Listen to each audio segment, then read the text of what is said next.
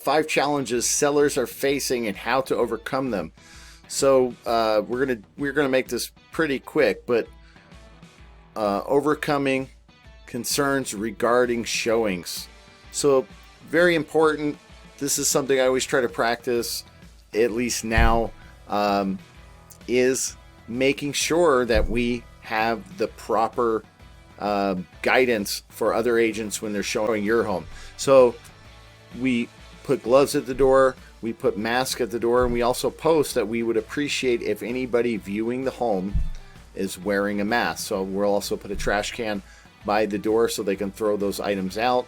We'll have hand sanitizer by the door on a little table, just so we're covering all the bases to make sure that if you're selling your home and you're feeling a little bit uncomfortable about who is coming in and out of your home, that is one assurance that we are going to give you. The other thing that we are going to do is make sure that we have some really, really good video of your home.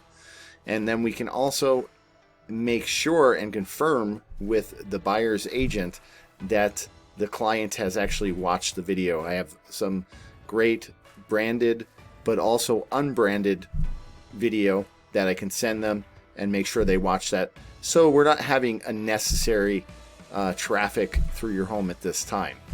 So let's move on to number 2. So number 2 concern of sellers is lack of buyer traffic. Now this is understandable because as many sellers are uncomfortable having buyers in their homes, many buyers are uncomfortable going out and looking at homes too.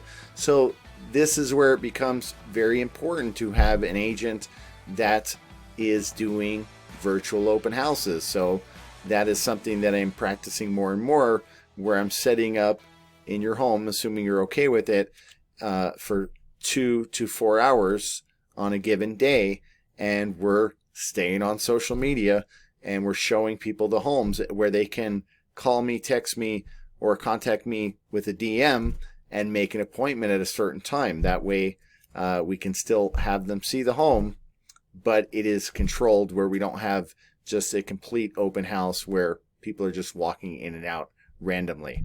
So number 2, again, social media presence and virtual open tours. And again, great photography, great 3D presentation of your home.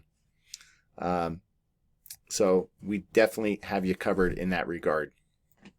So number 3 concern of a lot of sellers is the financial strength of the buyer.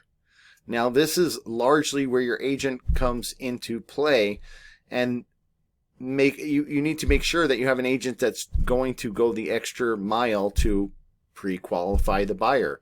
So certain things that we're doing now is asking the buyer, when is the last time you got pre-qualified? Because things are changing rapidly.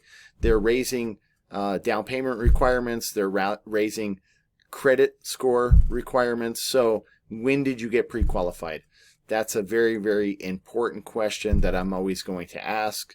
And make sure that pre-approval letter is probably within a month, rather than the old standard was about 3 to 6 months. So we want to be very proactive to check up on that pre-approval letter more often.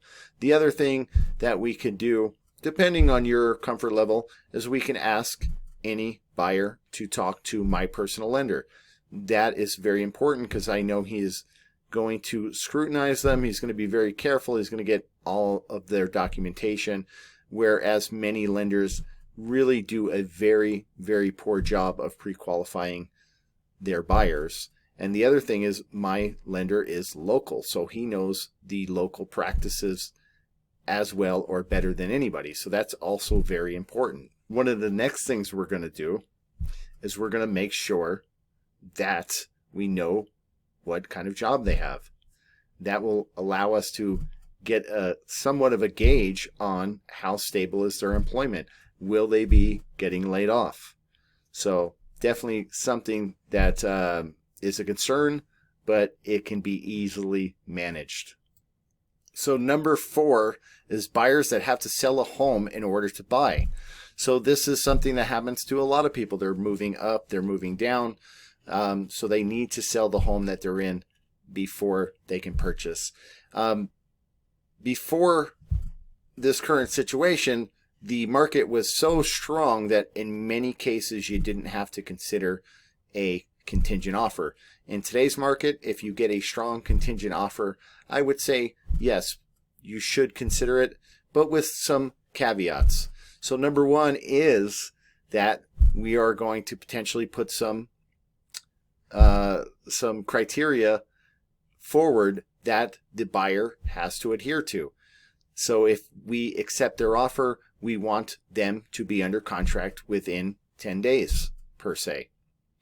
Now that will make them list their home at a good price, and that way we know we can move forward without delay. Then we can also put a stipulation after you're under contract, you have 10 days to be through your due diligence. We can also ask for a release of earnest money at a certain point. That way, if they back out and they're not able to sell their home because their buyer backs out, at least you're financially covered for taking your home off the market. One of the other things I'm commonly doing now is I'm asking for a continue to market addendum. So that means that we're going to leave your home on the market until some of these criteria are fulfilled. And if we get another offer, potentially we can say to the buyer, either release your contingency that you have to sell your home before you purchase, or we're going to move forward with the other buyer. So when I represent sellers, I always have their best interest in mind, and I'm always going to do everything possible to protect them. And also, conversely, with my buyers, I do the same thing. So let's move on to the last point, is the management of the closing and moving process. So typically what I'm suggesting is that we ask for a few days of possession of the home after the close of escrow. Typically, close of escrow is the point when you're supposed to be out of the home. It's not extremely well defined, but as you're getting the notification from the title company, that is the point where you're, at the very least, closing the door, locking it up, and then ready to turn over the keys to the buyer. So because people in some cases are losing their job, there's a lot more instability in the market, which is never good. We don't want you packaging or boxing all your items up and you're ready to move out of the house and the last second the deal falls apart. So what we do is, again, we ask for a few days where you're able to remain in possession of the home, and that way, if the deal is to fall apart, you're not completely out of the home and completely inconvenienced. If it goes longer than a few days, then it would be a rent back. And then we discuss utilities, who's responsible for the utilities and insurance, and that's all easily worked out. But those are the 5 major concerns that a lot of sellers are having in this market, and that's how we address them to make your transaction very, very smooth and very predictable, which is what we want during the closing process. All right, hey, that's the video. Like I said, I'm going to do a full maze breakdown in about a week, week and a half, and I'll be putting out some other videos. So please give me the all-important thumbs up by hitting that like button, and give me a comment if you'd like. I know a lot of you are reaching out to me but via email and giving me a comment. It would be really appreciated if you can put it in the video. So I will see you next time. Thanks.